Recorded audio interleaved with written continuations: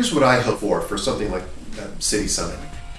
I hope that it can create on-ramps for people to become engaged in this idea of seeking shalom for their city. For some people, that's going to be a really beginning on-ramp. It's going to be becoming involved in some sort of compassionate action in Fresno. For others, that's going to mean embracing more issues at a policy level, becoming involved in actually the way decisions are made in our city. And I'm not sure most Fresnans know that the city itself and a lot of nonprofit agencies are really crying out for that kind of involvement, and that serious followers of Jesus are welcome at that table.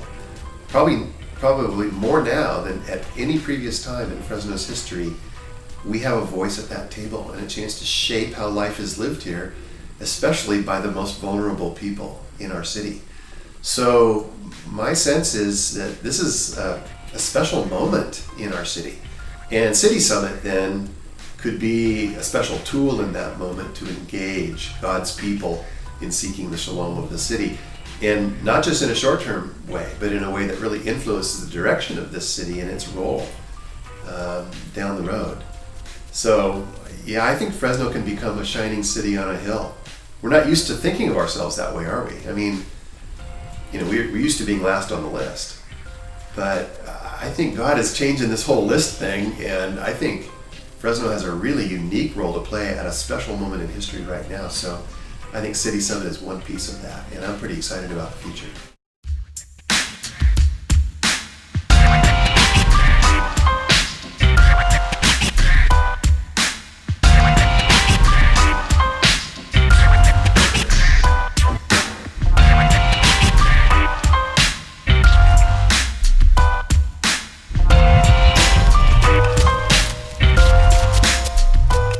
Yeah, our community has a large immigrant population, and so immigration the challenges with immigration are an everyday struggle in our community. And so, we have a number of young folks that live in our neighborhood that need a pathway to citizenship, have been here for 20 years, and have worked hard and worked jobs and have gone to school and are just hoping for something more. And so I think it's a challenge because we can't get beyond for a lot of them. So the reality is, you ask some kids, well, what do you think you're going to do when you're older? And they'll say, well, I think I'm going to be a farm worker. And that they want more. But the reality is, you can just sometimes see the sadness on their faces when they just say, well, I just don't know if I can ever do more because of the limitations of their citizenship status here in the United States. And so, it's a daily thing, for a lot of the folks.